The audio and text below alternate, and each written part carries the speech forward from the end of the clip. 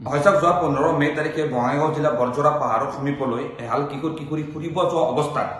এদল যুৱকে আবদ্ধ কৰি বিভিন্ন ভয় ভাবুকিৰে প্ৰথম অৱস্থাত বিবস্ত্ৰ হ'বলৈ বাধ্য কৰায় পৰৱৰ্তী সময়ত মোবাইল কেমেৰাৰ সন্মুখত উক্ত কিশোৰ কিশোৰীহালক যৌন কাৰ্যত লিপ্ত হ'বলৈ বাধ্য কৰায় আৰু উক্ত সমগ্ৰ ঘটনাত তেওঁলোকে মোবাইল কেমেৰাত আবদ্ধ কৰি উক্ত কিশোৰ কিশোৰীহালৰ পৰা ধন দাবী কৰে। ইয়াতে ক্ষান্ত নাথাকি উক্ত যুৱকৰ দলটোৱে উক্ত কিশোৰজনক এটিএমলৈ ধন আনিবলৈ প্ৰেৰণ কৰে। তো এই ক্ষেত্ৰত যি ঘটনা ইতিমধ্যে সংবাদ মাধ্যমত বিস্তাৰিত ৰূপত প্ৰকাশ পাইছে, ইতিমধ্যে বঙাইগাঁও আৰক্ষীয়ে উক্ত ঘটনাৰ সবিশেষ প্ৰকাশ কৰিছে। আচলতে এই ঘটনাৰ বিৱৰণে আমাক স্তম্ভিত কৰিছে। উক্ত যুৱকৰ দলটোৱে উক্ত অসহায় কিশোৰ কিশোৰী হালৰ সৈতে যি আসুৰিক নিৰ্যাতনৰ ঘটনা সংঘটিত কৰিলে, আসুৰিক যৌন নিৰ্যাতনৰ ঘটনা সংঘটিত কৰিলে, এই ঘটনাই আচলতে মানৱ সভ্যতাৰ বিকাশৰ ওপৰতে প্ৰশ্ন উত্থাপন কৰিছে। আমি বঙাইগাঁও আৰক্ষীক ধন্যবাদ জ্ঞাপন কৰিছোঁ যে বঙাইগাঁও আৰক্ষীয়ে উক্ত ভিডিঅ' প্ৰচাৰ হোৱাৰ লগে লগে ততাতৈয়াকৈ তৎপৰতাৰে গোচৰ পঞ্জীয়ন কৰি ইতিমধ্যে 5জন অভিযুক্ত ক্ৰমে বিমল ৰাভা, সানিত ৰাভা, ডালিম বৰ্মন, সেবু চৰকাৰ আৰু জিৰেন চৰকাৰ গ্ৰেপ্তাৰ কৰিছে আৰু বহুকেইটা কঠোৰ ধাৰা ইতিমধ্যে ধাৰাত গোচৰ ইতিমধ্যে ৰুজু হৈছে। তো এই ক্ষেত্ৰত আমি ABMCয়ে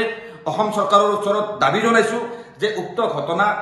যি গোচৰ প্ৰক্ৰিয়া ফাষ্ট ট্ৰেক কোৰ্টৰ জৰিয়তে আগবঢ়াই লৈ যোৱাৰ ব্যৱস্থা কৰিব লাগে আৰু উক্ত অভিযুক্তসকল, উক্ত পাখণ্ডকেইজন জেলৰ ভিতৰত থকা অৱস্থাতে বিচাৰ কাৰ্য সম্পাদন হয় আৰু উক্ত অভিযুক্তকেইজনে যাতে কঠোৰতকৈ কঠোৰতম আইনী শাস্তিৰ মুখামুখি হয়।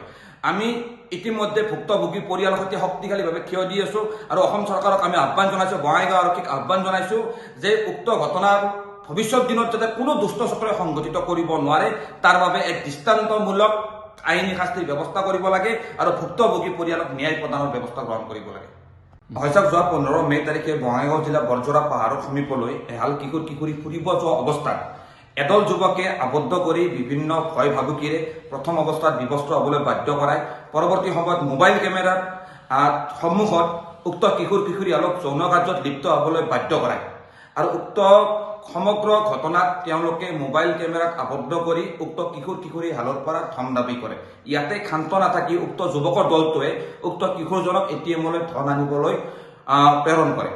তো এই ক্ষেত্ৰত যি ঘটনা ইতিমধ্যে সংবাদ মাধ্যমত বিস্তাৰিত ৰূপত প্ৰকাশ পাইছে, ইতিমধ্যে বঙাইগাঁও আৰক্ষীয়ে উক্ত ঘটনাৰ সবিশেষ প্ৰকাশ কৰিছে। আচলতে এই ঘটনাৰ বিৱৰণে আমাক স্তম্ভিত কৰিছে। উক্ত যুৱকৰ দলটোৱে উক্ত অসহায় কিশোৰ কিশোৰী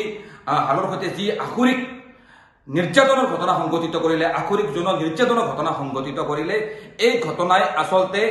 মানৱ সভ্যতাৰ বিকাশৰ ওপৰতে প্ৰশ্ন উত্থাপন কৰিছে। আমি বঙাইগাঁও আৰক্ষীক ধন্যবাদ জ্ঞাপন কৰিছোঁ যে বঙাইগাঁও আৰক্ষীয়ে উক্ত ভিডিঅ' প্ৰচাৰ হোৱাৰ লগে লগে ততাতৈয়াকৈ তৎপৰতাৰে গোচৰ পঞ্জীয়ন কৰি ইতিমধ্যে 5জন অভিযুক্ত ক্ৰমে বিমল ৰাভা, সানিত ৰাভা, ডালিম বৰ্মন, সেবু চৰকাৰ আৰু জিৰেন চৰকাৰ গ্ৰেপ্তাৰ কৰিছে আৰু বহুকেইটা কঠোৰ ধাৰা ইতিমধ্যে ধাৰাত গোচৰ ইতিমধ্যে ৰুজু হৈছে।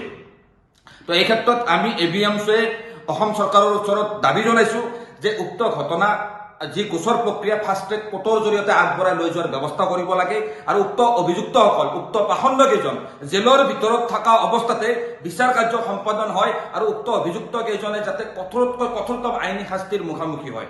আমি ইতিমধ্যে ভুক্তভোগী পৰিয়ালৰ সৈতে শক্তিশালীভাৱে থিয় দি আছোঁ আৰু অসম চৰকাৰক আমি আহ্বান জনাইছোঁ, বঙাইগাঁও আৰক্ষীক আহ্বান জনাইছোঁ যে উক্ত ঘটনাৰ ভৱিষ্যত দিনত যাতে কোনো দুষ্ট চক্ৰই সংঘটিত কৰিব নোৱাৰে তাৰ বাবে এক দৃষ্টান্তমূলক